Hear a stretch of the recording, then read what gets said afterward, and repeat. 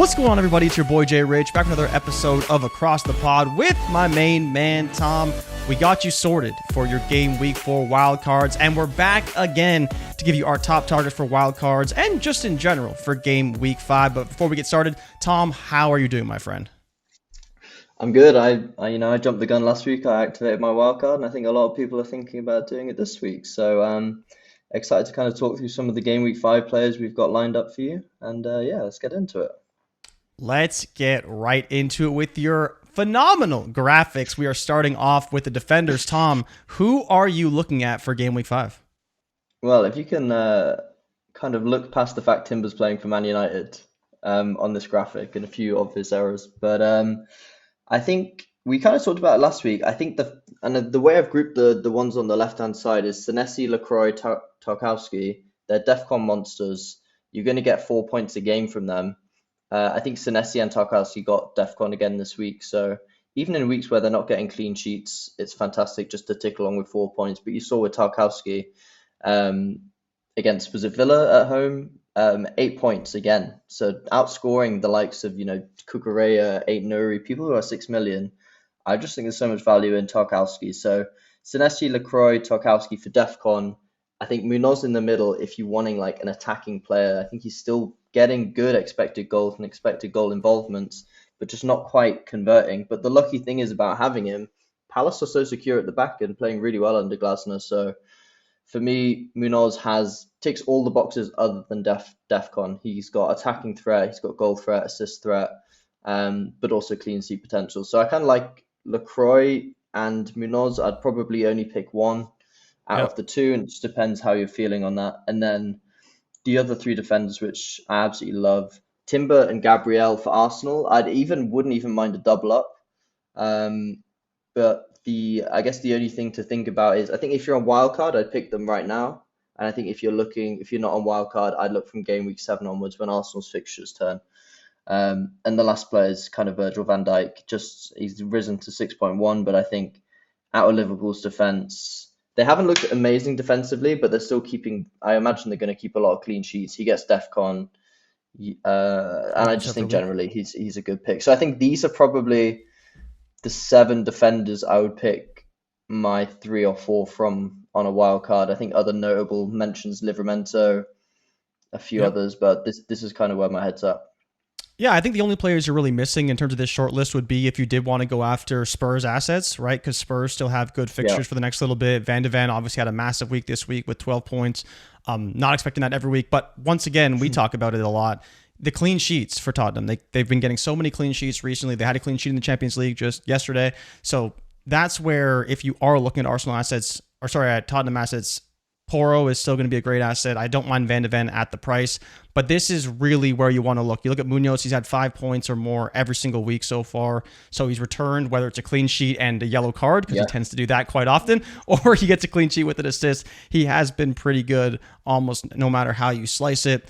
Timber's the one that's tough for me because, are you going to spend the extra 0.2 for Timber? I mean, obviously the Arsenal clean sheet potential is very high, but a lot of his points came off that one big game, and he's been kind of so-so since. I still think he's fine, but I think that people are still paying up for what he's already done versus what's ahead of him, and that's why I kind of prefer Muñoz to some extent, kind of prefer Tarkowski to Timber, especially when they're not as expensive. Semenyo, still love him, and I've talked about how much I love Virgil van Dijk, but I would say if you're looking for some cheaper assets, I still don't mind going after Van de Ven because the Spurs fixtures are good, and the clean sheet potential has been there, even though the odds wouldn't necessarily say it if you're looking at odds boards. Yeah, no, I think you're right. I think Van de Ven is an absolutely great shout for, enabler. Same price as Semenyo, got a 15-pointer, absolutely fantastic. And I think I'm kind of with you on Timber and Gabriel. Timber for me, or Timber versus Muñoz. But then again, for me, I think if you're going to get an Arsenal defender, Gabriel's just the best in terms of goal threat, plays the 90, guaranteed starter, probably the first name on Arsenal's team sheet in the defense with Saliba when he's fit. So I think Gabriel's number 1. I just think when I was trying to do the balanced wildcard team, I kept trying to save that extra 0.4 and go for Timber, cover Arsenal defense, because I think that's kind of what's been killing me at the minute is people who've got Arsenal defense. People have Raya and an Arsenal defender, and they're instantly kind of like getting a 10-point break on you each week. So I think you can't really overlook and I'd kind of lean towards Gabriel over Timber if you got the money, but I like both. Yeah, and it's just the rotation threat, right? Gabriel's going to be in the team. Timber, again, started off the year slow, but then had that massive game against Leeds. Then he had a 2-pointer against Liverpool and then an 8 against Forest, right? So he has been very good, and he's probably going to play most game weeks. But as you mentioned, Gabriel, I think is worth paying up for, or again, Virgil van Dijk at the same price, I think is more than worth it. So do you want to head over to the midfield targets that we're looking at for this week? Let's do it. I think we kind of alluded to it last week. I think Semenyo for me is my number one pick. He's been my number one pick since game week 1. We kind of alluded to the fact that he might be on penalties. Turns out he is. So like in terms of an asset which we already thought was fantastic, playing in an attacking Bournemouth side, scoring goals, he looks like he's striking the ball well, getting good finishes, and also now on pens. I think if you want a Bournemouth asset, we can talk about Evan Nilsson later, but I think I would always just pick Semenyo. At 7.5, he's giving you the output of a Palmer and above type player at the minute for Bournemouth, with good fixtures to come. I think Newcastle, Leeds away, Fulham at home, and it's Newcastle at home as well, the first game. So I think overall, great fixtures for Bournemouth coming up, and that's why I still like having Semenyo and Senesi in. And then for me, I think the midfield slots, if you're on wildcards, are actually probably the hardest positions to pick in, because I think there's so many defenders performing well, and I think the attacking lineup pretty much picks itself. So then you kind of, what I would do if I was on wildcard is pick the defenders you want, pick the attackers you want, and then just fill the gap with whatever players on the screen you think are going to fit best. But I don't know, for you with Palmer coming back, is he viable again for you? A lot of people dropped him. Do you still want Salah? Is he worth the 94th minute tap-ins or penalties? Foden came back, Grealish. Foden looked great too. Yeah, and Foden looked really good playing in the 10. You've got Caicedo and Enzo. Caicedo got, a 10-plus pointer for Chelsea, and a lot of people picking him at 5.6 million. So out of those lineup, which is taking your eye? I mean, it's all really hard. Like it's like you said, there's all these options, and you have to kind of, I'd say, stake your claim on one or two. Like for me, it's Semenyo and Mbeumo. Like those are the two players that, if I was starting a wild card this week, they would guaranteed to be in my team. Yeah. And then it comes down to is what are you doing up front, right? Because both of us, at least for the way that we're playing right now, Haaland's going to be in the team no matter what. And then do you want to then pay up for another one? Because like, do you want to have Isak in the team? Do you want to have Ekitike in the team? Depending on what you do with Liverpool, because the fixtures are strong. And then how do you build kind of within the midfield? I think you have to have at least one, if not two, sub 6 mil midfielders. I think that's probably the optimal way to build right now. And that's where players like Enzo, Grealish kind of get priced out for me a little bit, because I like to have at least 2 or 3 premium midfielders in my team. And I asked you the same question. Like one of my problems with my team right now is I have the ability to go up to a midfielder that is 7.4 million or less, because I don't have enough to get Semenyo.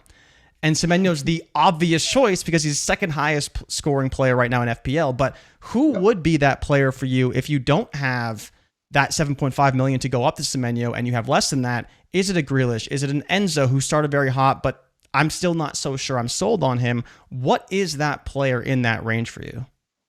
Yeah, it's a tough one. I think with you're right in saying like Semenyo for me is like absolutely fantastic on penalties, everything. And then you've kind of got this trench between that and like an Anderson and a Caicedo.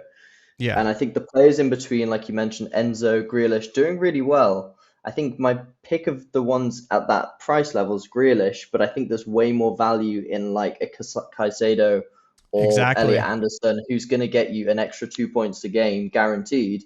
And Caicedo chips in with the odd assist, the odd goal. So I think actually you're going to end up seeing Caicedo probably outscore the likes of Grealish over the course of the season. And it's just picking someone like Caicedo to enable the funds being elsewhere, and then just being patient with his points as they trickle in each week. Yeah, so I did want to bring up the list for you, just so you kind of see what people are doing right now. Zubimendi's being transferred in a lot. Eze, who is also 7.5 mil. Enzo, as you mentioned.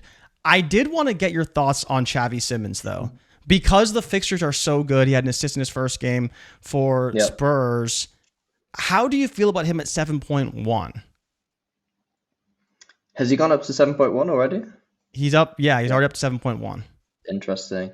Yeah, I mean, the reason I don't tend to pick newly transferred players is you're just not sure how often they're going to play in a Yep. system where Spurs are already trying to figure out Kudus, Richarlison, Solanke, Brennan Johnson. Um, you're going to expect for one of the marquee signings to kind of play and be on the starting sheet, but he only played 70. I Yeah. imagine he's probably going to get 70 each game. Spurs, the fixtures are fantastic though, and if you think they're going to continue attacking, scoring 3 goals a game, he's probably going to get involved with at least an assist or a goal a game. So I actually do quite like it, and I'd probably go with Xavi Simons over Kudus just because I think he's got better actual Yeah. Attacking output. threat. I think Kudus is a more of a ball, like they're both ballers, but I think Kudus has more flair, makes spaces, creates chances, but doesn't actually get the final pass or the final finish. I think Yeah. Xavi Simons is the one I would lean to in the Spurs attack. Yeah, I think like you mentioned about Kudos, he's a bit more dependent, right? He's dependent on Richarlison making a phenomenal finish off of his cross, or him making a pass Yeah, into a midfielder running in who doesn't really exist on that side. And a lot of times you see him lay the ball off to Porro for a cross where he's not going to yeah, get any points off of that either, right? It's Porro's going to get the assist off that. But I just wanted to kind of run through that with you, mostly because it's a dilemma for me. But I do like this list of players a lot, except for Mo Salah. I'm just going to maintain he's not making my team. Like, he's just not.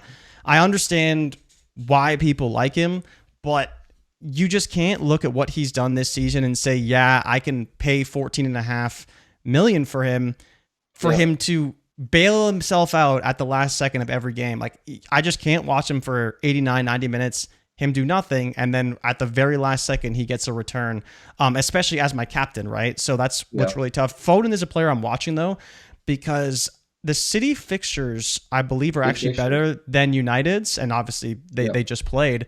But if he's looking like the old Phil Foden, he's an absolute steal at 8 million right now. Yeah, absolutely. And that's the reason I include him here. I think if he can get, like, even last season, his output wasn't horrendous. It's just the season before was absolutely incredible. Yeah. Double digits goals and assists. I think something like 16 goals, maybe more.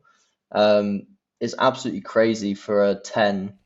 And he's only 8 million this year. So I just think if he can lock that in, play football, everyone's talking about, if he can get the joy into playing football again and get back to fitness and not get another niggle and, another 3 weeks out, I just think Yeah. he's absolutely fantastic. And you can see him and Haaland linking up, you get a goal and an assist.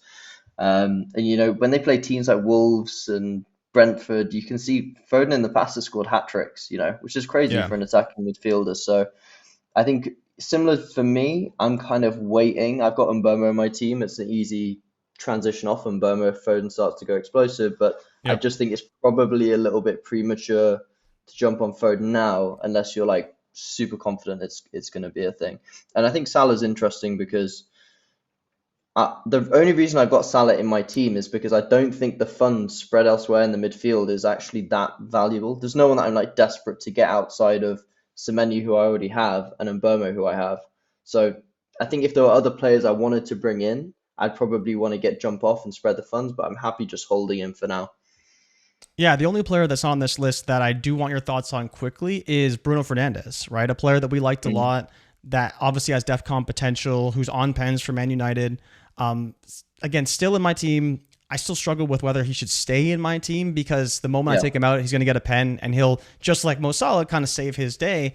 But at the same time, like, if you have Mo Salah in your team, why not just save that 5 mil and put Bruno in, and you're getting the same potential to some extent without yeah, the goal scoring threat. Like, again, at least in my opinion, I haven't seen anything from Salah that tells me he's going to score more goals than Bruno is right now, because he's just out there doing yeah, nothing, kind of waiting for something to happen, or making the key pass to an assist. So that's where I struggle with Salah, and it's really just a price tag issue for me. But Bruno is a little yeah. expensive depending on how you want to build. And if you want to build more through the defense, which is the strategy that we're employing with who we have as our midfield targets versus our defensive targets, I think that it's just tough to get both those guys in the team right now. Yeah, and I did like Bruno as a pick at the start. I think I want to move. I have moved off him in my team.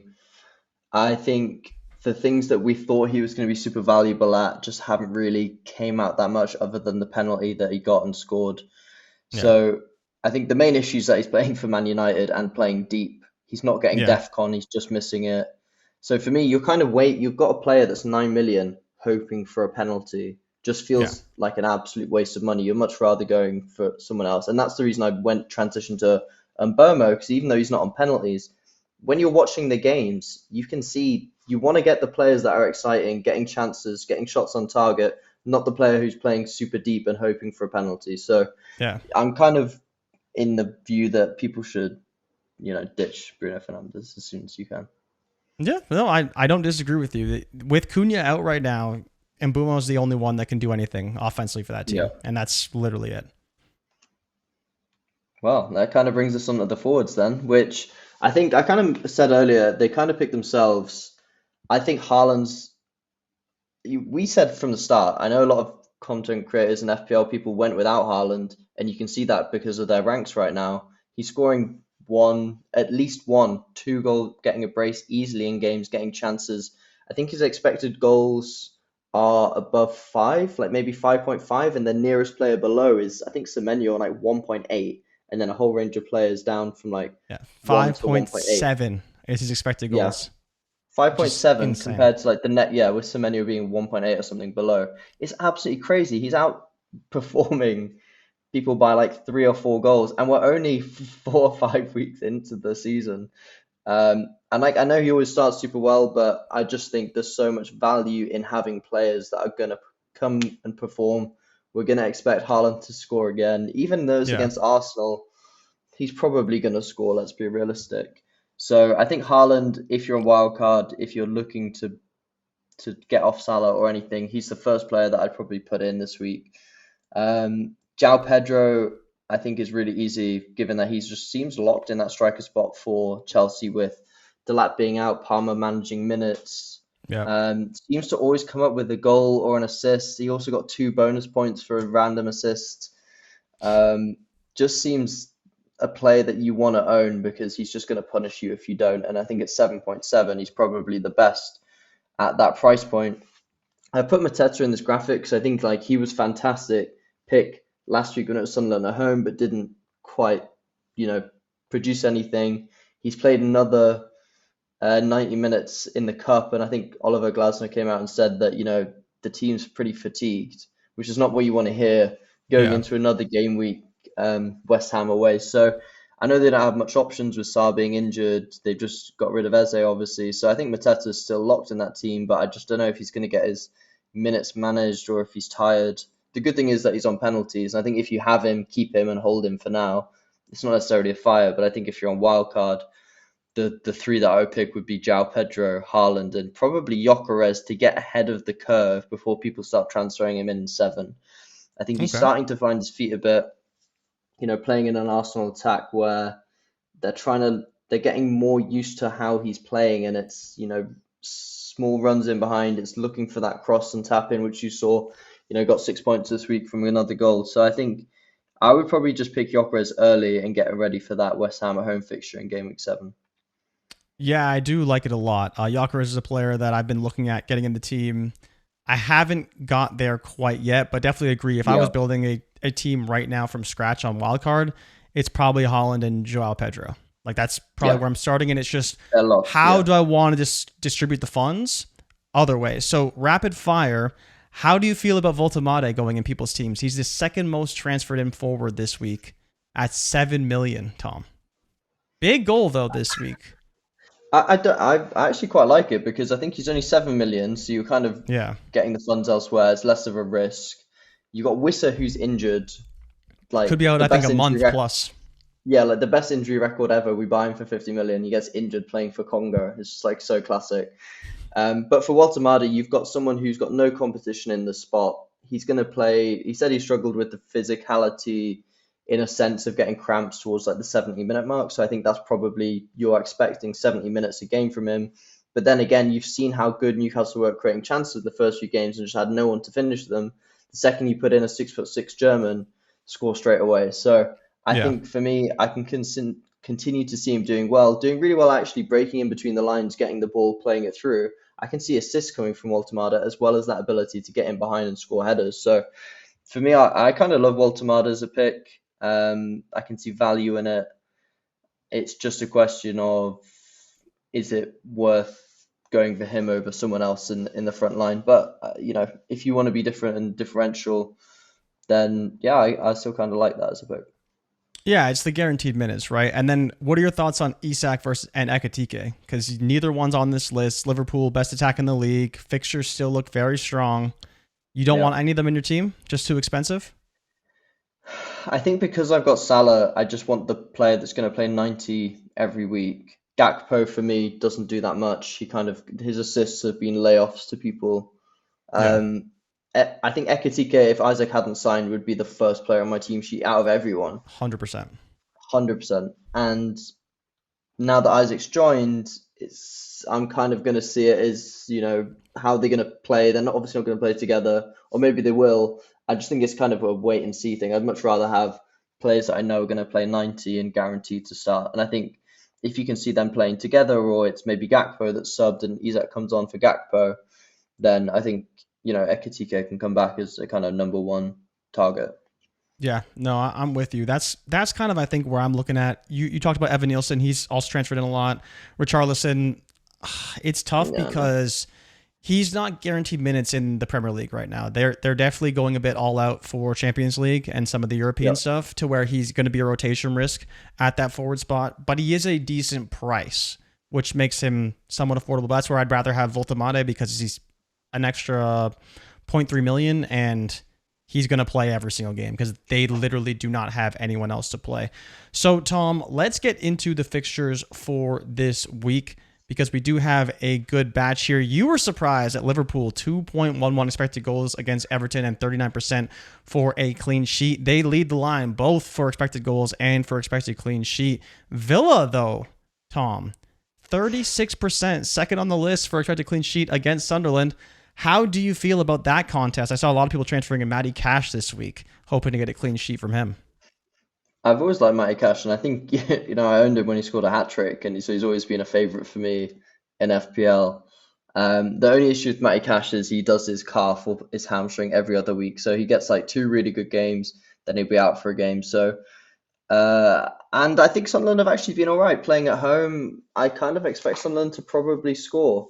Villa also struggling to score. So I think Villa for me is just a team to avoid right now.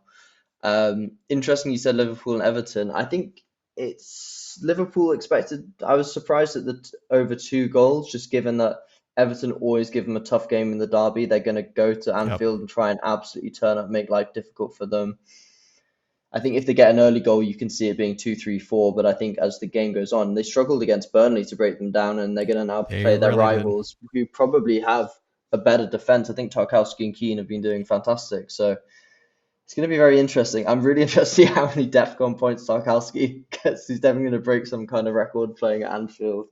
But yeah, the other fixtures which kind of stand out is Semenyo's on the graphic. Bournemouth, Newcastle, I can see being a high-scoring affair, 2-3 goals apiece. Yep. West Ham, Crystal Palace. If you still got West Ham assets, I'd probably Paqueta. I'd probably hold them for this game, but they've looked dreadful. Brighton, Tottenham, I can see being a high-scoring game. Matoma scored, and he's just a player that kind of features every year in FPL. People slowly pick him and then unpick him, but I just don't think there's probably anyone from Brighton that I think is consistent enough to own. And the only other fixture which I want to get your view on is Arsenal Man City in terms of score prediction and who you'd want to own there. I mean, I don't think I'm transferring anybody in for that game, unfortunately. Yeah. It's just, for some reason, this rivalry has been one of the most boring we've ever seen. It's just Arteta refuses to attack against City, and he just lets City attack the whole game. And maybe that will change this year, but that's the only problem with bringing in a Gyökeres, is that while I do agree with you, he's the player they've needed for multiple seasons, where he's just good with his feet, he can score goals, he's got a great sense for goal. But how many chances is he going to have in this contest? And what does this look like? It feels like a game where City probably dominates possession, as they tend to do, and Arsenal counters, but they don't always counter quickly, and especially for a player like Gyökeres, he's not fast enough to get behind the line for City. So it's where is this attack going to come from? And I could be completely wrong, but it just doesn't strike me as anything more than a corner fest, and we'll see who ends up on top. I'd probably say 1-1 Maybe just go for Nice. 0-0. Like I don't expect a lot of goals in this game. It's more so for me is, can Villa score a goal at all? Like, that's the number one question everyone wants to know. We've had Watkins and Rodgers in our team for God knows how long. And you know what's funny is I was thinking about bringing in Rodgers this week on my team because I don't have him in my team. And I was like, all these blanks, like finally, it's going to go all right now that he's playing Sunderland, right? But yeah, and then do you think that Chelsea can dominate United the way that City did? I actually think if I was going to bet on that game, I think United will probably take it. I think it's about time. It's like it's a point for Amorim where it seems like, he's up against it. You've either got to perform or not perform. It's make or break for Amorim. And I don't think Chelsea's defense is actually fantastic. I think being at Old Trafford, I can see that being like a 2-1 United. Bruno turns up, scores, gets an assist. I think Mbeumo will score. I think Chelsea will probably score on the break, and it'll probably be João Pedro, and then it'll be like a cagey affair other than that, and Chelsea will dominate the ball. But I just see this being a game which is classic United. Like lose 3 games or have shit performances, and then turn up against the Chelsea at home to Old Trafford. So that's kind of why I think you should hold Bruno Fernandes or Mbeumo for this game. Yeah, no, I agree with you. I think that game could be surprisingly interesting. A battle of two big English clubs going at it once again, and especially the way that Chelsea's been managing their minutes for some of their players, prioritizing Champions League minutes, right? They rested a bunch of players this past week, and they basically paid for it with the draw to Brentford, so we'll see how they play against United. But I think that is just about it for us, Tom. We had a great section where we talked about the players we're targeting on Wildcard this week, players you want to bring into your team, a few different options depending on how much funds you have. But is there any final thoughts you want to leave with the people before we head into game week 5? No, good luck. Trust your gut. If you're going to do Wildcard, smash it now and bring in the players you want to play in and enjoy the game. Yeah, definitely check those price rises. Make sure you have your team set, and good luck this game week. Thank you everybody for tuning in. Make sure you like and subscribe, and we'll see you guys next week. We're out. Peace.